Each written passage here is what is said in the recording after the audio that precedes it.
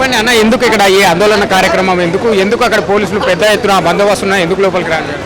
మా తోటి నిరుద్యోగి అమర నిరాహార దీక్ష చేస్తున్నాడు. ఆయన సంఘీభావం తెలపడానికి మేము అందరం వచ్చినాం. కనీసం లోపలికి పోనించకుండా లిఫ్ట్ చేస్తున్నారు. మేమేం అడుగుతున్నాం? గొంతమ్మ కోరికలు ఏం అడగట్లే కదా.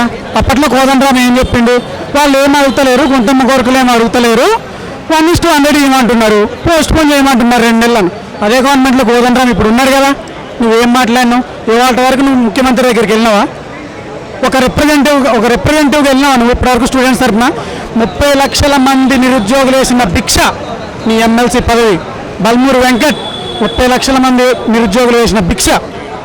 తీన్మార్ మల్లన్న నీకు ఓట్లు వేసినాం మేమందరం వేసిన భిక్ష నీ ఎమ్మెల్సీ పదవి. ఈ ఆకునూరు మురళి ఎవరేం మాట్లాడతలేరు. ఆయనకేమో కోదండరామ్కి ప్రాధాన్యత లేకపోతే టీఎస్పీఎస్సీ చైర్మన్ ఇవ్వాలని మేము ఫైట్ చేసినాం. ఆకునూరు మురళికి వీళ్ళకి కోదండరామ్కి విద్యాశాఖ మంత్రి ఇవ్వాలని మేము ట్రై చేసినాం. వాళ్ళకి ఎమ్మెల్సీ పదవి వస్తేనే ఇలా చేస్తున్నారు. రేపొద్దున అదే వాళ్ళకి కనుక విద్యాశాఖ మంత్రి టీఎస్పీఎస్సీ చైర్మన్ వస్తే మా నిరుద్యోగులు 30 లక్షల మంది మూకుమ్మడి ఆత్మహత్య చేసుకోవాల్సి వచ్చేది. మేమేమడుగుతున్నాం? రూపంలో 1:100 అడుగుతున్నాం. మేము 1:100 అంటే 50,000 పేపర్లు ఎక్కువ ఎక్స్ట్రా, 25,000 పేపర్లు ఎక్స్ట్రా వస్తాయి అంతే. నువ్వు ఎగ్జామ్ పెట్టేసినావు, ఆల్రెడీ అయిపోయింది. దిద్దే దగ్గర 25,000 మంది సెలెక్ట్ చేసే దగ్గర 50,000 సెలెక్ట్ చేస్తావు. నువ్వు ఇచ్చే 560 పోస్టులే. నువ్వు మెయిన్స్లో సత్తా ఉన్నాడు పట్టుకుంటాడు. ఇప్పటి వరకు ఉద్యమాలు చేసినాం, మేము చదువుకోలే, ఉద్యమాలు చేసినాం. మీ కాంగ్రెస్ గవర్నమెంట్ కోసం ఉద్యమాలు చేసినాం మేము. కాబట్టి ఆ 25,000 మందికి అవకాశం ఇస్తే 560 ఉద్యోగాల్లో మేము కొట్టుకుంటాం. మాకు 1:100 ఇవ్వు. మీరన్న మాటే మేమేం అడగట్లేదు. బట్టి విక్రమార్క చెప్పిన మాటే 1:100 ఇవ్వు. వచ్చి నిరాహార దీక్షను సమ్మింపజేయి, నీకు పాలాభిషేకాలు చేస్తాం. లేకపోతే చెప్పులతో కొడతాం, మేము చెప్పులతో కొడతాం. నిరుద్యోగులందరం కూడా ఆ 4 వ్యక్తులు ఎవరైతే ఉన్నారో రేవంత్ రెడ్డిని కూడా మేము ఏమన్నాం, ఆ శ్రీధర్ బాబుని కూడా ఏమన్నాం. వాళ్ళంటే రాజకీయ నాయకులు, వీళ్ళు మమ్మల్ని మోసం చేసిన వాళ్ళు. మెయిన్ మోసం చేసింది వీళ్ళు 4. వీళ్ళ మాటలని మేము పొలిటికల్గా సపోర్ట్ చేసినాం. కానీ ఆకునూరు మురళి, కోదండరామ్, తీన్మార్ మల్లన్న, బల్మూరు వెంకట్ వీళ్ళు 4 వల్లనే. అయితే నైట్ ఇక్కడ వచ్చిందా బల్మూరు వెంకట్ కూడా ఇక్కడ రావడం జరిగింది. మాట్లాడినా కలిసే ప్రయత్నం చేసినా రాదన్నా. వచ్చిన వాళ్ళు ఏం చెప్పాలి? వచ్చిన వాళ్ళు నేను గవర్నమెంట్ దగ్గరికి పోయి నేను జియో పాస్ చేపిస్తా, 100% నీకు 1:100 ఇస్తా, గ్రూప్ 2 పెంచుతా, గ్రూప్ 3 పెంచుతా, మెగా డిఎస్సీ వేస్తా అని చెప్పాలా? ఏం చెప్పకుండా వచ్చి చూసిపోతే అంటే నార్మల్గా రాకపోతే రేపొద్దున రోడ్ల మీద తిరగనివ్వరు కాబట్టి నైట్ వచ్చిండు, వచ్చి చూసి వెళ్ళిపోయిండు. అంతేగాని మిడ్ నైట్ రావడం ఏందన్నా? మొగడు అయితే పగలరా, ఇప్పుడు రా, ఇప్పుడు ఎందుకు వస్తలేవు? తీన్మార్ మల్లన్న లైవ్ పెడతారు ఇట్లా. ఇప్పుడు పెట్టారే లైవ్. ఎక్కడ పోయిండు సుదర్శన్? వేస్ట్ గాళ్ళు అందరూ. బక్కా జడ్సన్, అశోక్ సార్లనేమో అరెస్ట్ చేస్తున్నారు. నీతికి నిజాయితీకి కట్టుబడిన వాళ్ళని అరెస్ట్ చేస్తున్నారు. వాళ్ళు రాజభోగాలు అనుభవిస్తున్నారు. ఖచ్చితంగా నువ్వు కనుక నిర్ణయం తీసుకోకపోతే 30 లక్షల మంది నిరుద్యోగులు ఏకమైతే మీ స్థానిక సంస్థలు ఎన్నికలు కాదు, రాహుల్ గాంధీ దగ్గరికి పోతాం మేము. ఇక్కడ కాదు, రాహుల్ గాంధీ వచ్చి అశోక్ నగర్లో కూర్చున్నాడు.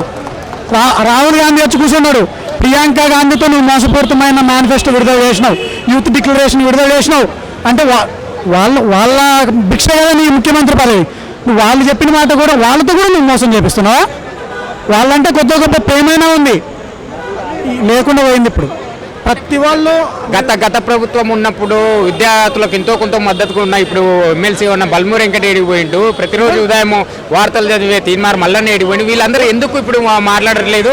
అంటే ఇప్పుడు వాళ్ళ ప్రభుత్వం ఉందనే ఎవరు లేరన్నా. ఎవరు ఉద్యోగం కోసం వాళ్ళు ట్రై చేసినప్పుడు అంతే. కేసీఆర్ నయ్యం. మేధావులు ఎవరైతే ఉన్నారో మేధావులను దూరం పెట్టాడు. మేధావులు ఎప్పుడైనా ఎవరికి సపోర్ట్ చేస్తారు? న్యాయం ఎటుంటే అటు సపోర్ట్ చేస్తారు. అప్పుడు మా నిరుద్యోగుల తరపున న్యాయం ఉంది కాబట్టి మాకు ఈ మేధావులు అన్న వర్గం మాకు సపోర్ట్ చేసింది. అప్పుడు కేసీఆర్ ఏం చేసిన వాళ్ళని పట్టించుకోవాలి. వాళ్ళకు ఉద్యోగాలు ఇలా వాళ్ళ నిజస్వరూపం ఆయనకు తెలుసు. కేసీఆర్కి వీళ్ళ నిజస్వరూపం ఆయనకు తెలుసు కాబట్టి వీళ్ళకి ఏం ఉద్యోగాలు ఇలా. ఈ రేవంత్ రెడ్డి ఏం చేసిండు తెలుసా? ఈ మేధావులకు ఉద్యోగాలు ఇచ్చిండు, సైలెంట్ అయిపోయారు. వాళ్ళని దొక్కేస్తే ఈ 30 లక్షల మంది ఎంత వీళ్ళ బ్రతికెంత అనుకుంటాను, అంతే, ఏం లేదు. నిరుద్యోగులందరూ యువకులందరూ ఏకమై కేసీఆర్ ప్రభుత్వాన్ని గద్దెదించాలని చెప్పి కాంగ్రెస్ రావాలని మార్పు కోరి అవకాశం ఇస్తే ప్రజాపాలన అన్నారు, ప్రజల వద్ద ఉంటుంది అన్నారు. ఎందుకు మరి ఏడ ఉంది ప్రజాపాలన? దాదాపు 6 నెలలు సమయం అయిపోతుంది, కనీసం విద్యాశాఖ మంత్రి కూడా లేరు. విద్యాశాఖ మంత్రి పక్కనేరు కన్నా మేనిఫెస్టోలో ఇచ్చిన అసలు మేము ఫస్ట్ ఆయన ఇచ్చే 2500కు, ఆయన ఇచ్చే స్కూటర్లకు, ఆయన ఏదో పరిపాలన ప్రజా పరిపాలన చేస్తారని మేము ఓట్లేలా. నేను చూసింది మేనిఫెస్టోలో యూత్ డిక్లరేషన్ చూసినాం. యూత్ డిక్లరేషన్ చూసి జనవరిలో నోటిఫికేషన్, ఫిబ్రవరి నోటిఫికేషన్, మార్చి నోటిఫికేషన్, డిసెంబర్ వరకు నోటిఫికేషన్లే. 2 లక్షల ఉద్యోగాలు వెళ్ళి గుద్దినాం మంచిగా. మమ్మల్ని గుద్దుతున్నాడు ఇప్పుడు ప్రశాంతంగా. మేము అది చూసి ఓట్లేసినాం. కానీ నువ్వు ఇచ్చే నిరుద్యోగ భృతానో, నీ నిరుద్యోగ భృతి కూడా ఏరిస్తాం. మేము అనలే అంటుండే నిరుద్యోగ భృతి, మేము అనలే అంటాం డైరెక్ట్గా. అసలు ఇంత మోసం ఎక్కడైనా ఉంటుందా? అతి దరిద్రమైన గవర్నమెంట్ ఏదైనా ఉందంటే అది తెలంగాణ గవర్నమెంటే. అది ఫైనల్గా ఏం మీ డిమాండ్ ఏంది? ఏం కోరుతుండ్రు? ప్రభుత్వం 1:100 ఇవ్వాలి, గ్రూప్ 1 గ్రూప్ 2 పోస్టులు పెంచాలి, గ్రూప్ 3 పోస్టులు పెంచాలి, మెగా డిఎస్సి వేయాలి అన్న ఒకటి చెప్తాను. పోలీస్ నోటిఫికేషన్ గురించి మస్తు ఫైట్ చేసినా ఉన్నాం మేము. అదే సెక్రటేరియట్ దగ్గరికి రేవంత్ రెడ్డి వచ్చిండు. అదే మేము ఎక్కడ ధర్నా చేస్తే అక్కడికి వచ్చి టీఎస్ఎల్పిఆర్బి చైర్మన్ ఆంధ్రవాడు అంట, వివి శ్రీనివాసరావు ఆంధ్రవాడు ఆంధ్రవాడిని ఎందుకు పెట్టినావు నువ్వు అని అన్నాడు. వెంటనే ఆయన తీసేయాలి. ఈ జీవో నెంబర్ 46 ఏంది, జీవో నెంబర్ 46 తీసేయాలి, మేము గవర్నమెంట్ ర్యాంక్లోనే చేస్తాం అన్నావు. గవర్నమెంట్ వచ్చిన తర్వాత ఆ వివి శ్రీనివాసరావుకి అదనపు బాధ్యతలు అప్పచెప్పిండు, ఐపీఎస్ గారికి ఇంకా అదనపు బాధ్యతలు అప్పచెప్పిండు. అంటే నువ్వు మంచిగా పోలీస్ నోటిఫికేషన్ బోర్డుని మంచిగా రన్ చేసినావు, నీకు అదనంగా ఇంకా ట్రైనింగ్ బాధ్యతలు అప్పచెప్పినా, ఇంకా వేరే బాధ్యతలు కూడా నీకు అప్పచెప్పినా అని ఇంకా అడిషనల్గా 3 అప్పచెప్పిండు ఆయన వివి శ్రీనివాస్. అప్పుడేమో ఆంధ్రవాడు వివి శ్రీనివాస్, అప్పుడేమో ఆంధ్రవాడు, ఇప్పుడు తెలంగాణ వాడు అయ్యాడు. జీవో నెంబర్ 46 ఏందన్నా, గవర్నమెంట్ తలుచుకుంటే 2 నిమిషాల్లో జీవో నెంబర్ 46 ఇట్ట సంతకం పెట్టి రద్దు చేస్తుంది. దానికి సబ్ కమిటీయా? దేనికి సబ్ కమిటీ? తెలంగాణలో 32 జిల్లాలు నష్టపోతున్న జీవో నెంబర్ 46 వలన. జీవో అంత మాకు 119 మార్కులు వచ్చినాయి ఖమ్మం డిస్టిక్, రాలే మాకు పోలీస్ జాబ్. మా జీవో నెంబర్ 46 రద్దు చేస్తా అన్నావు నువ్వు. ఇవాళ వరకు నువ్వు చిన్న సంతకంతో పోయేదానికి వాళ్ళకి సబ్ కమిటీయా? దేనికి సబ్ కమిటీ? ధరణి చేస్తున్నావా?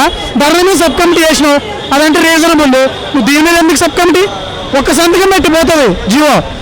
సంతకం పెట్టడానికి కూడా నువ్వు కమిటీ చేసే ముఖ్యమంత్రి, నువ్వేం ముఖ్యమంత్రి? నాకు అర్థం కాదు. ఇంకెందుకు ఈ గవర్నమెంట్ మేము తెచ్చుకునేందుకు? అప్పుడు పోరాడినాం, మళ్ళీ ఇప్పుడు పోరాడుతున్నాం. నిరుద్యోగుల బతికింతే ఇదే జరుగుతుంది. కానీ మోతీలాలకు కనుక ఏదైనా జరిగితే మాత్రం నిరుద్యోగుల వ్యవస్థ మాత్రం నిరుద్యోగి అంటే ఏంటో చూపిస్తారు. బ్రో చెప్పండి, ఏంది ఇక్కడ? అక్కడ పోలీసుల బందోబస్తు అయితే మనకు కనిపిస్తుంది, లోపలికి కూడా రానియలేని పరిస్థితి. ఏంది అసలు మీ ప్రభుత్వం చేసింది?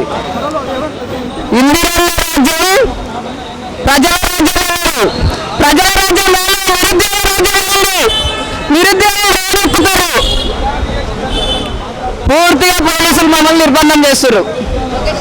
గత వారం రోజుల నుంచి మోతీలాల్ అనే ఒక విద్యార్థి యువకుడు ఆమరణ దీక్ష కూడా చేస్తుండే, ఆరోగ్యం కూడా క్షీణించే పరిస్థితిలో ఉంది ఆయనకు. ఎందుకు మరి ప్రభుత్వం ఎందుకు నిర్లక్ష్యం చేస్తుంది? అధికారం వాళ్ళది కాబట్టి నిర్లక్ష్యం చేస్తుంది.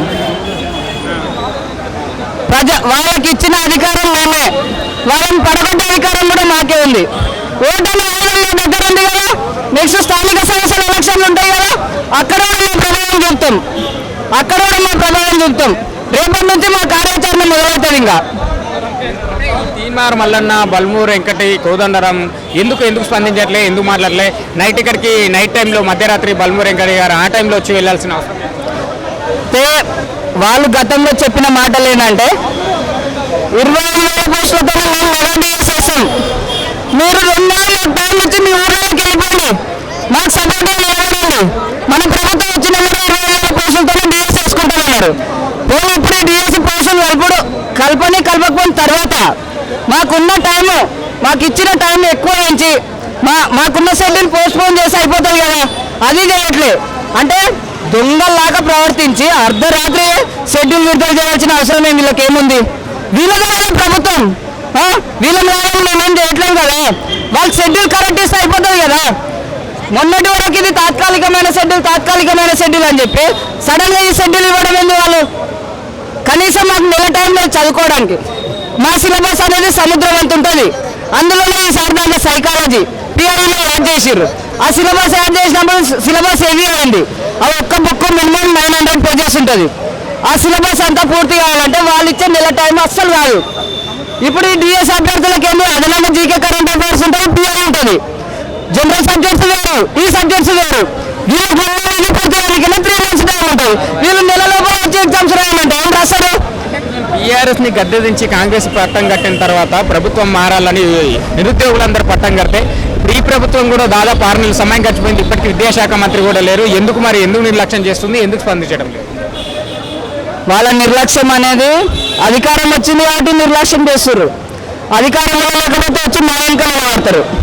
మేము అధికారంలో ఉన్నాం, మమ్మల్ని ఏం చేస్తారు వీళ్ళు అనేది వాళ్ళ దృష్టికి పోయింది. వాళ్ళని ఏం చేస్తాం, వాళ్ళని అధికారం దించుతాం, కన్ఫర్మ్ దించుతాం, పడగొడతాం. ప్రభుత్వాన్ని పడగొట్టే బాధ్యత కూడా మాదే. షెడ్యూల్ మారకపోతే రేపు మా షెడ్యూల్ స్టార్ట్ అవుతుంది. లోపల అమర నిరాహార దీక్ష చేస్తున్న మోతీలాల్ గారి పరిస్థితి ఎట్లుంది? కలిసే ప్రయత్నం చేసినాము. అక్కడ పోలీసులు మమ్మల్ని ఏం వెళ్ళనివ్వట్లేదు.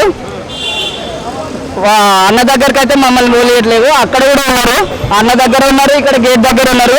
ఈ 2 ప్లేస్లలో ఉన్నారు. మమ్మల్ని గేటే రాకనివ్వట్లేదు. అసలు నిర్బంధం చేశారు మమ్మల్ని, ఏం లేదు.